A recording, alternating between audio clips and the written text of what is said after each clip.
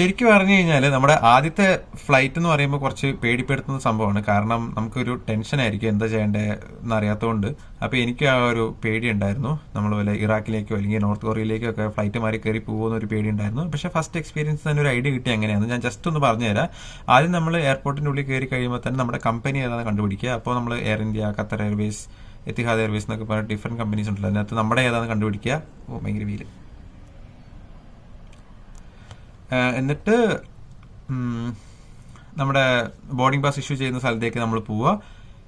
പോയി കഴിയുമ്പോൾ നമ്മുടെ ലഗേജ് അവർ വേ ചെയ്തിട്ട് ഉള്ളിലേക്ക് കയറ്റി അയക്കും. പിന്നെ നമ്മൾ ലഗേജിനെ പറ്റി ബോധർ ചെയ്യേണ്ട ആവശ്യമില്ല, കാരണം അത് ലാസ്റ്റ് ഡെസ്റ്റിനേഷനിലേക്ക് എത്തും. അത് കഴിഞ്ഞിട്ട് നമ്മൾ ബോർഡിംഗ് പാസ് മേടിച്ചിട്ട് ബോർഡിംഗ് പാസ് സീൽ ചെയ്ത് തരും. ബോർഡിംഗ് പാസിൽ നമ്മുടെ ഗേറ്റ് നമ്പർ ഇട്ടിട്ടുണ്ടാവും. അപ്പോൾ ബോർഡിംഗ് പാസ് മേടിച്ച് ഗേറ്റ് നമ്പർ നോക്കി നമ്മൾ പോവുക. പോയി കഴിയുമ്പോൾ പോകുന്നതിൻ്റെ വഴിക്ക് സെക്യൂരിറ്റി ചെക്കിൻ ഉണ്ടാവും. നമ്മുടെ ക്യാബിൻ ബാഗ്, ബാക്ക് പാക്ക് ഒക്കെ അവർ ചെക്ക് ചെയ്തിട്ട് നമുക്ക് തിരിച്ചു തരും.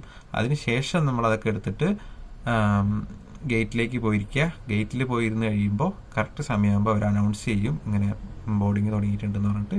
അപ്പോൾ നമ്മൾ കറക്റ്റായിട്ട് ഫ്ലൈറ്റിൽ പോയി കയറിയാൽ മതി, വേറൊരു പ്രശ്നമില്ല. അത് കഴിഞ്ഞിട്ട് നമ്മൾ കണക്ഷൻ ഫ്ലൈറ്റ് ഉണ്ടെങ്കിൽ കണക്ഷൻ ഫ്ലൈറ്റിൽ എവിടെയാണോ നമ്മുടെ ബോർഡിംഗ് പാസിൽ ഫസ്റ്റ് ഇഷ്യൂ ചെയ്ത ബോർഡിംഗ് പാസിൽ രണ്ടാമത്തെ ഡെസ്റ്റിനേഷനിൽ നിന്ന് ഉള്ള ഗേറ്റ് ഉണ്ടാവും. അപ്പോൾ അവിടേക്ക് പോകുന്ന വഴിക്ക് നമുക്ക് സെക്യൂരിറ്റി ചെക്കിൻ ഉണ്ടാവും. സെക്യൂരിറ്റി ചെക്കിനൊക്കെ കഴിഞ്ഞ് നമ്മൾ നേരെ ഗേറ്റിലേക്ക് കറക്റ്റായിട്ട് പോവുക. ഗേറ്റിലേക്ക് പോയി കഴിയുമ്പോൾ ബോർഡിങ്ങിനെ കോൾ ചെയ്യുമ്പോൾ നമ്മൾ ബോർഡ് ചെയ്യുക.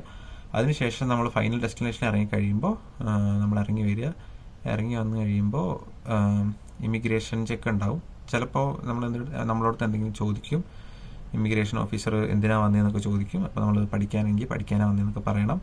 അതിനുശേഷം നമ്മൾ കുറച്ചും കൂടെ പുറത്തേക്ക് ഇറങ്ങി കഴിയുമ്പോൾ നമ്മുടെ ലഗേജ് കളക്ട് ചെയ്യാൻ പറ്റും. ലഗേജൊക്കെ കളക്ട് ചെയ്തിട്ട് മെല്ലെ ഇറങ്ങി വരിക. എത്തിയല്ലോ, ഇനിയിപ്പോൾ ഒന്നും പറയണ്ടല്ലോ, അത്രേ ഉള്ളൂ. So see you in the next video. Bye. Follow for more.